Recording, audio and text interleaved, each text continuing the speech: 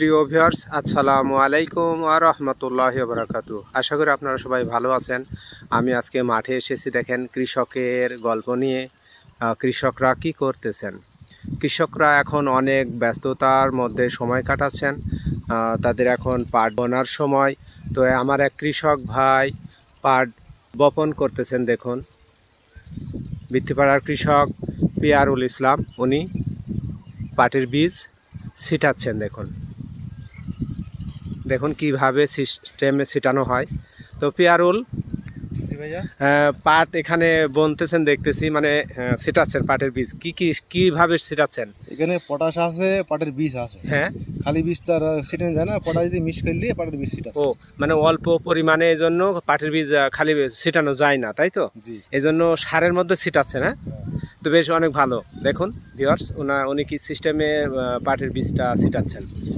তো পিয়ারুল, এখানে কতটুক জমিতে পাট চাষ করতেছেন এবার? এখানে আমার জমি আছে 2.5 বিঘা। জি, 2.5 বিঘায় আছে আমি পাট করছি। 2.5 বিঘাতে আপনি পাট বপন করতেছেন, বেশ ভালো। আর কি পাট বপন করবেন না এটাই? না, আরো ওখানে আমার সামনে একটা ভূমি আছে 1 বিঘা, হ্যাঁ, ওইটাও করবেন। পাট তার মানে আর একটু করতে চাচ্ছেন। তো পাটের ফলন কি বারবার কেমন হয় এখানে? এখানে আমার আছে পাটের ফলন আছে 10 মণ হারে। 10 মণ হারে পাটের ফলন হয়, তার মানে কি ভালো হয় মোটামুটি? খুব ভালো হয়, খুবই ভালো হয়। খুবই ভালো হয় এই জমিতে। জমি তো নিচু জমি, এর জন্য বেশি ভালো, বেশ ফাইন।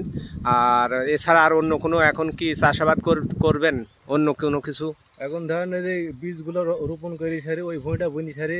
হ্যাঁ, মরিচের ডেন্ডাটা নেবো, বুঝলেন? মরিচের ডেন্ডা নিয়ে পরশুদিন দেওয়া আছে, আল্লাহর রহমতে মরিচ লাগাবো। পরশুদিন থেকে মরিচ লাগাবেন। মরিচ লাগাই শুরু। মরিচ কতটুকু, তার মানে মরিচ কত? আমার হবে মনে করেন মোট আছে 15 কাঠা।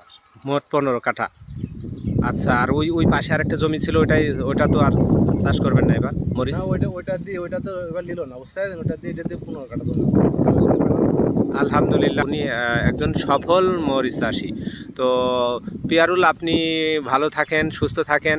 আমার ভিডিওগুলো সবাই দেখে লাইক এবং শেয়ার কমেন্টস করবেন। আর আমার সঙ্গেই থাকবেন। আমার সঙ্গে থাকা মানে চাষিদের সঙ্গেই থাকবেন, এই শুভকামনা রইল সবার প্রতি।